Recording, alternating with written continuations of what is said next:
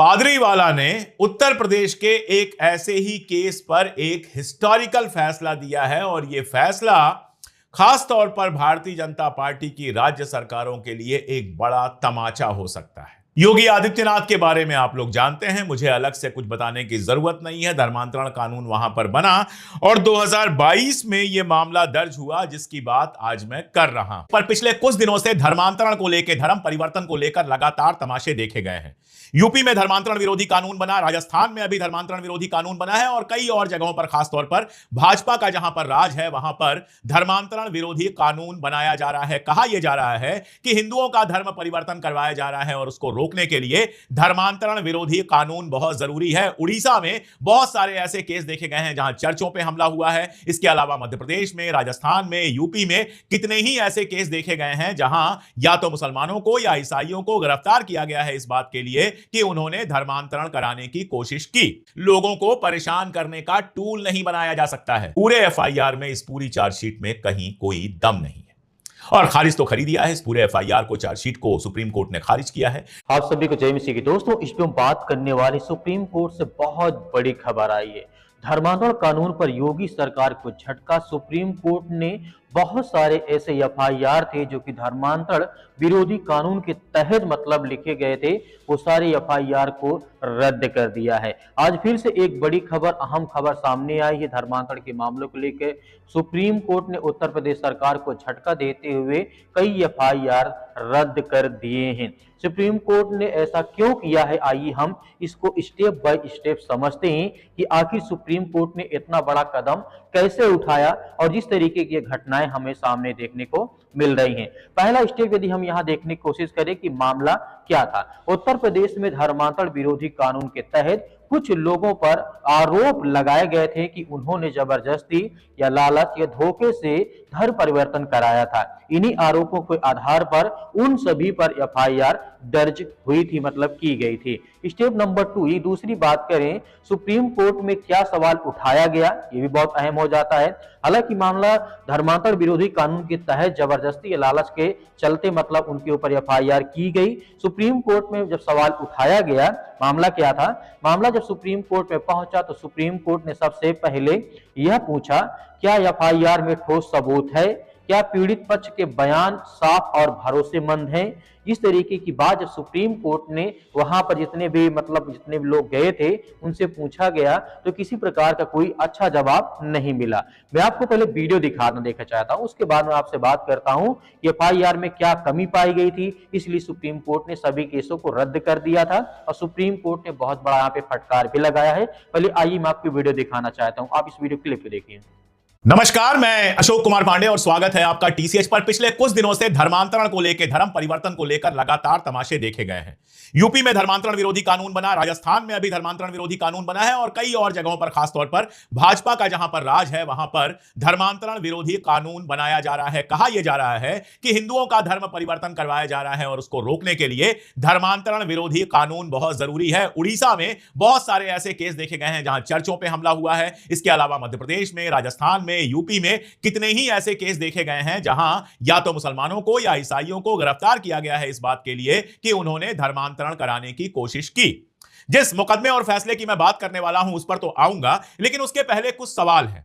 क्या धर्मांतरण कानून सिर्फ तभी लागू होगा अगर किसी हिंदू को मुसलमान या ईसाई बनाया जाए, या फिर तब भी लागू होगा जब किसी मुसलमान को धर्म परिवर्तन करके हिंदू बनाया जाए?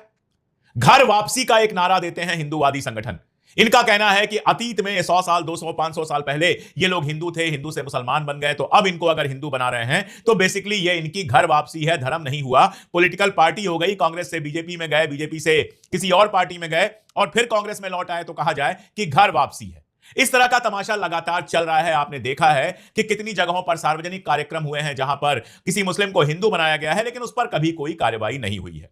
कभी पुलिस ने कोई पूछताछ नहीं की है, कोई एफआईआर लागू नहीं हुआ है। ऐसा लगता है कि मुसलमान या ईसाई को हिंदू बनाना तो बिल्कुल लीगल है, लेकिन हिंदू को ईसाई या मुसलमान बनाना इल्लीगल है। बहुत सीधा सा मामला है कि अगर धर्मांतरण रोकना है तो दोनों तरफ का धर्मांतरण रोकना चाहिए था, लेकिन जितने कानून बने हैं उन कानूनों में एक तरफ के ही धर्मांतरण पर ज्यादा जोर है। जस्टिस पादरीवाला ने उत्तर प्रदेश के एक ऐसे ही केस पर एक हिस्टोरिकल फैसला दिया है और यह फैसला खास तौर पर भारतीय जनता पार्टी की राज्य सरकारों के लिए एक बड़ा तमाचा हो सकता है। योगी आदित्यनाथ के बारे में आप लोग जानते हैं, मुझे अलग से कुछ बताने की जरूरत नहीं है। धर्मांतरण कानून वहां पर बना और 2022 में यह मामला दर्ज हुआ, जिसकी बात आज मैं कर रहा हूं। दरअसल इलाहाबाद की Sam Higginbottom agriculture technology and science university शुआर्ट जिसको कहते हैं, उसके जो वाइस चांसलर हैं डॉक्टर राजेंद्र बिहारी लाल, उनके खिलाफ एक धर्मांतरण का मुकदमा दायर हुआ था।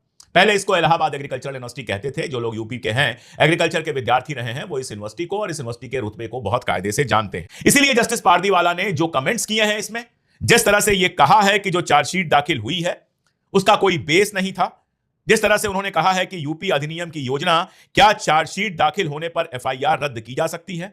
एफआईआर 224/2022 एक ऐसे व्यक्ति द्वारा दर्ज की गई लाइलाज कानूनी दोष से ग्रस्त है, यानी कानूनन उसमें ऐसी गलतियां हैं जिनको सुधारा नहीं जा सकता है, जो उस समय प्रचलित अधिनियम के अनुसार ऐसा करने के लिए सक्षम नहीं है। इस तरह से लगातार उन्होंने जो कमेंट्स किए हैं वो बहुत साफ बता रहे हैं कि डॉक्टर लाल को फंसाने के लिए और बाकी लोगों को फंसाने और परेशान करने के लिए यह सारा कुछ किया गया है। जिस तरीके से आपने इस वीडियो में देखा है, क्लियर हो गया होगा। सुप्रीम कोर्ट ने पहले ही सवाल पूछा था, क्या एफआईआर जो की गई है उसमें ठोस सबूत आपके पास है या नहीं, और दूसरा पूछा गया था, क्या पीड़ित पक्ष के बयान साफ साफ और भरोसेमंद है या नहीं। स्टेप नंबर 3 में बात करूं, एफआईआर में क्या कमी पाई गई है। सुप्रीम कोर्ट ने इस तरीके से यहां पे पाया कि गवाहों के बयान आपस में मिलते जुलते थे और आरोप सामान्य और स्पष्ट थे, जबरदस्ती या लालच का पुख्ता सबूत नहीं था। कोर्ट ने कहा कि केवल शक या आरोप के आधार पर किसी को अपराधी नहीं बनाया जा सकता है। सुप्रीम कोर्ट ने यहाँ पे सख्त टिप्पणी करते हुए यहाँ पर इस कानून को लेकर के राज्य सरकार को, मतलब योगी सरकार को यहाँ पे काफी सख्त टिप्पणी की। कोर्ट ने साफ कहा, धर्मांतरण विरोधी कानून का इस्तेमाल लोगों को परेशान करने के लिए नहीं होना चाहिए। कानून का दुरुपयोग संविधान के खिलाफ है। इसी आधार पर एफआईआर को रद्द कर दिया गया। 5 नंबर जब स्टेप देखते हैं यहाँ पे 5, क्या पूरा कानून रद्द हुआ है? ऐसा नहीं है। यह बहुत जरूरी बात है कि पूरा कानून नहीं रद्द हुआ है। सुप्रीम कोर्ट ने पूरा धर्मांतरण कानून को नहीं रद्द किया है, सिर्फ उन्हीं एफआईआर को रद्द किया है जिनमें सबूत की बहुत कमजोरी थी या कमजोर थे। किसी प्रकार का कोई बयान नहीं था, किसी प्रकार का ठोस सबूत न होने के कारण सभी एफआईआर को यहाँ पे रद्द कर दिया जाता है। इस फैसले से यह संदेश साफ गया है कि भारत में धर्म की स्वतंत्रता संविधान से सुरक्षित है और कानून का इस्तेमाल ना तो डराने के लिए होगा और ना ही किसी समुदाय को दबाने या परेशान करने के लिए होगा और ना ही किसी समुदाय के एक निशाना बनाने के लिए उपयोग किया जाएगा। अगर यह आपको जानकारी जरूरी लगी हो तो इस वीडियो को ज्यादा से ज्यादा लोगों तक और शेयर करें। सच जानते रहें और हमारे साथ जुड़े रहें। यदि आपने अभी तक हमारे चैनल को सब्सक्राइब नहीं किया तो जरूर सब्सक्राइब करें। मिलते हैं नेक्स्ट वीडियो में।